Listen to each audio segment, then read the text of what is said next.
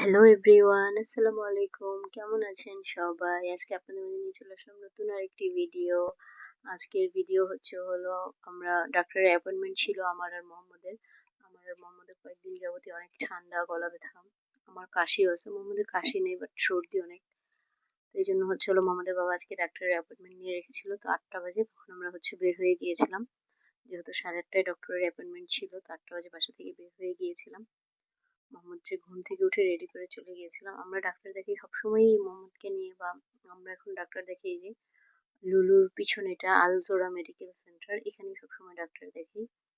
তো হসপিটালের ভিতরে উঠে তারপর এখন লিফটে উপরে যাব, মানে নিচে রিসেপশন, কথা বলে আছি, এখন উপরে যেতে বলেছে।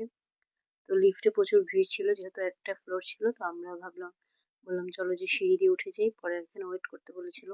ওইদিন হসপিটালে গিয়ে দেখি প্রচন্ড পরিমাণে ভিড় ছিল। তারপরে যাই হোক আমরা ডাক্তার দেখে বেরিয়ে চলে গিয়েছিলাম। ক্ষুধাও পেয়েছিল খুব, কাচ্চি খেতে চলে গিয়েছিলাম। বলেছিলাম যে চলো আজকে কাচ্চি খেয়ে যাই। কাচ্চি খেতেও খুব ইচ্ছে করতেছিল, তো এই তো আমি ফিরনি দিয়েছিল, ফিরনিটাই খেয়েছিলাম, তারপরে কাচ্চি খেয়েছিলাম। যাই হোক কাচ্চি খেয়ে বের হয়ে এখানে সামনে একটা ফার্মেসি ছিল, ওইখানে যেতে নিয়েছিলাম যে ওষুধগুলোর জন্য। বাট ওইখানে গিয়ে দেখি ভিড়।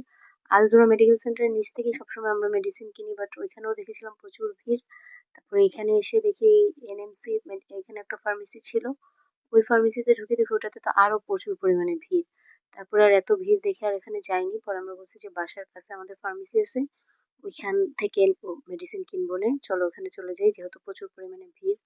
তারপরে মোহাম্মদের বাবা মোহাম্মদকে নিয়ে গাড়িতে বসেছিল আমাদের বাসার সামনে যে ফার্মেসিটা, ওখান থেকে আমি সবগুলো মেডিসিন কিনেছিলাম। এই ফার্মেসিটা অনেক বড়, আর এটা 24 আওয়ার্স ওপেন থাকে, এটা সবচেয়ে ভালো।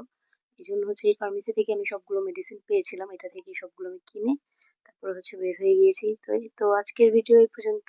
সবাই ভালো থাকবেন, সুস্থ থাকবেন, আল্লাহ হাফেজ।